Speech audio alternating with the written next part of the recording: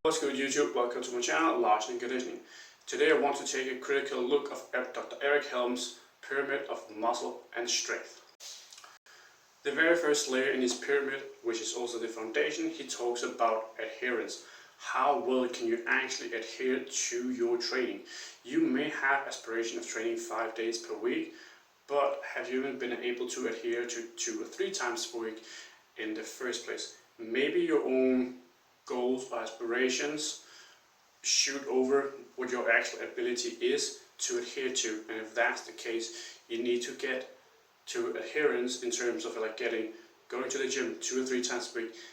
Stay consistent with that for a prolonged period of time before you try to go more times per week. Otherwise, you're just gonna not really have the foundation needed to get anywhere. And this is the point that Dr. Eric talks about, which is absolutely correct. If you cannot adhere to the training plan, it doesn't matter how good the training plan is. The second layer happens to be volume, intensity, and frequency, which are our 3 main pillars of training. How hard are we training? How often are we training? How much are we training? These things gives us actual data points to tell us what we need to work on and what we need to work on. According to the data he refers to is that you can just do all of your training volume for a specific muscle in one day. You don't have to split it up because frequency doesn't help as long as the volume has been equated for. And this is where I'll take an issue. If you have to do 15 sets of bench press as a powerlifter throughout your entire week, you're not going to do 15 sets in one day. You're just not going to do it. You're not going to have the energy and all of these things needed to perform, and you're going to fry out your nervous system if you're going to do 15 sets of triples or fours and this sort. It just doesn't work. So this is a big problem when it comes to research. There is particularly not really any good research, particularly on people who have been training for 10 plus years, or in general lifters who are very strong. And we know for very strong lifters that what they need to do changes dramatically compared to lifters who are not as strong. If you can deadlift 3 plates versus someone who can deadlift 6 plates, even if your percentage wise is scoring equally as hard, the guy over here doing 600 will fry himself much faster than the guy over here doing just 3 plates. Any strongman will take that overhead work and split it up to like 2 or 3 days, depending on if they're in a specialization phase or if they're just in a general phase. Why? Because if you're going to have to do a lot of sets throughout your entire week, if you try and cram that all together, the amount of load you're going to be able to lift later in is going to be less and less and less, and you most certainly will not develop the technical and the aggressive skill that you need to when you have to do lock cleans or ankle cleans and these sorts of variations. You're just not. There are no studies on people who overhead press 225 pounds for reps and with the amount of fatigue that actually creates. Why? Because people who are that strong will not participate in studies. They just won't.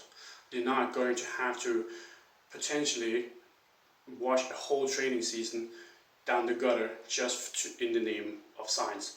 So they're not going to be studied.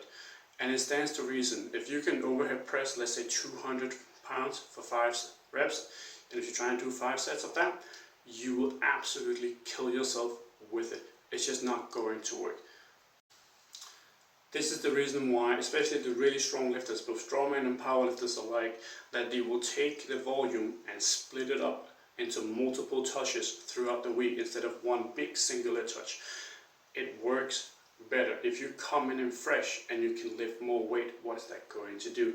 It's going to drive more gains because you can progressively overload even more compared to if you came in and just did all 15 sets in one blast and went home, versus doing 5 sets, then do accessories and go home and repeat that 3 times a week. That's going to be significantly better. You're going to get more fresh and strong touches.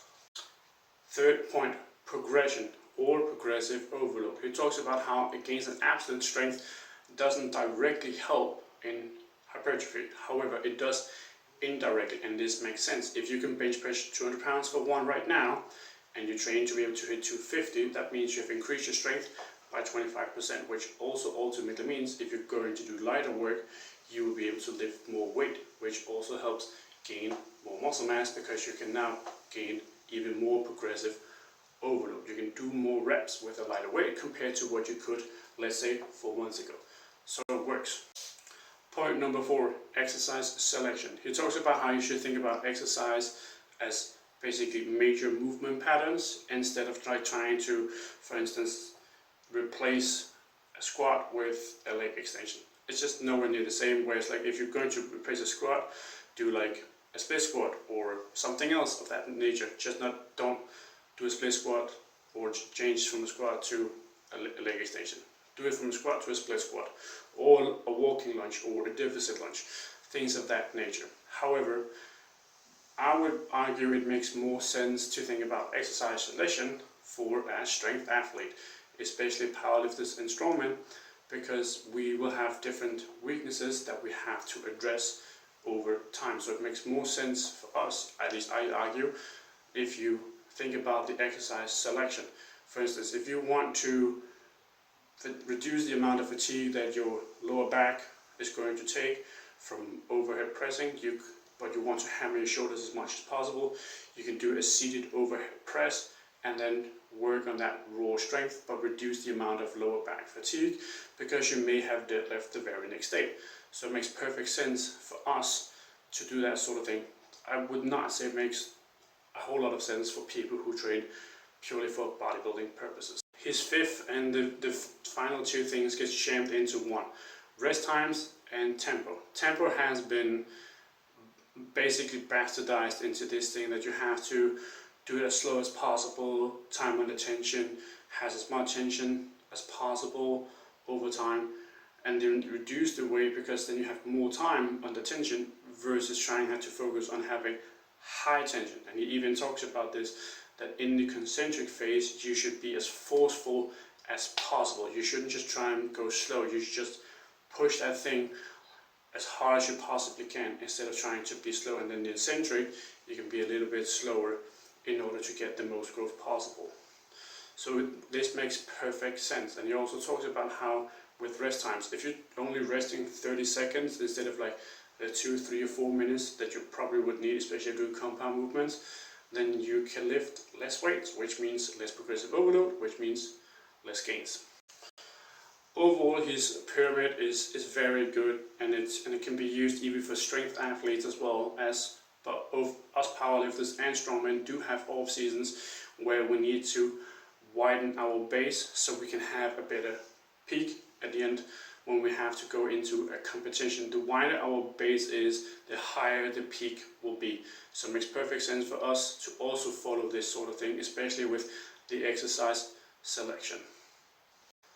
My only point against him is he talks about the frequency. It doesn't really seem to matter in terms of the science as long as volume is equated, and judging by my own personal experience and from other strength athletes' experience, it just doesn't make sense. If you could just cram in all the volume in one day and then be good, then why wouldn't you do that? Because then you could just train every Monday and then not do anything for the whole week, and then you would get just as strong as if you were training like 4 or 5 times a week. However, that's not what we see out in the real world, especially when we get to the elite level. Thank you for watching. Last Conditioning signing out. I hope you have an awesome day.